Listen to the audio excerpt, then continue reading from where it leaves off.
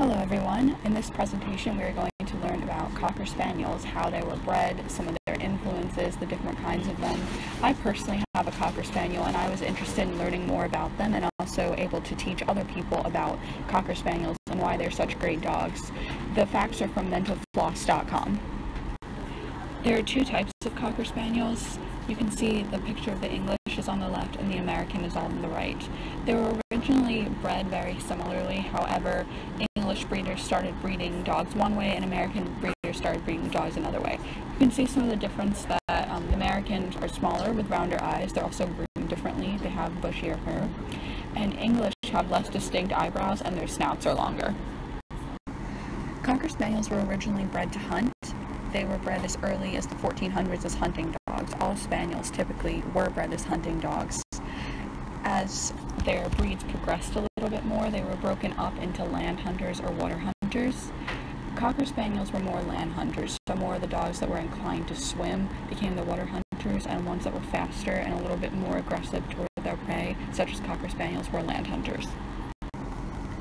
Cocker Spaniels are closely related to Springer Spaniels. In fact, they are so closely related that they used to be part of the same litter.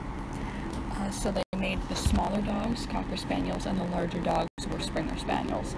And eventually there was enough disparity that in 1892 they became a different breed. As you can see, this is a Springer Spaniel pictured, and it looks a bit different than the examples that have been used thus far of the Cocker Spaniels. Cocker Spaniels and their paws inspired the Sperry topsider shoes. So Paul Sperry, who was the inventor of the shoes, watched his Cocker Spaniel Prince run across the ice without an issue. Upon closer inspection, he found the Prince, as well as other dogs, has grooves on their paws that allowed them to stay upright in the ice and not to slip. So those grooves were then implemented onto the Sperry topsider so that people could easily navigate around the boat without scuffing the material or slipping.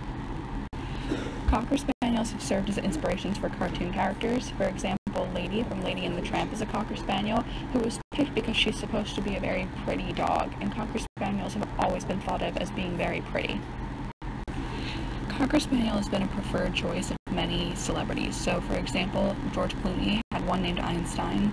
Duchess Kate Middleton has one named Lupo that was a gift from her younger brother for her wedding. David and Victoria Beckham have one named Olive.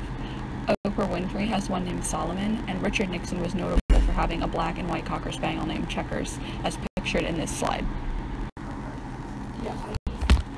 The Cocker Spaniel peaked in popularity in the 1950s. In the early 1950s, the Cocker Spaniel was the most popular dog breed in America. Today, it is somewhere around number 30. Cocker Spaniels were thought of as such great companions that one actually came over to the United States on a Mayflower's. A Cocker Spaniel named Captain was a passenger on the Mayflower ship. Cocker Spaniels are not good guard dogs. They have been shown not to do well with protecting houses from intruders. They sometimes can be a little bit aggressive if they are wronged. However, when it comes to intruders, they will not instinctively bite or scratch or terrorize the intruder to keep them out of the house. Cocker Spaniels are shown to be very smart. An example of that is Fudge the Cocker Spaniel, who is pictured, who graduated university a couple years ago alongside his owner who was graduating from university.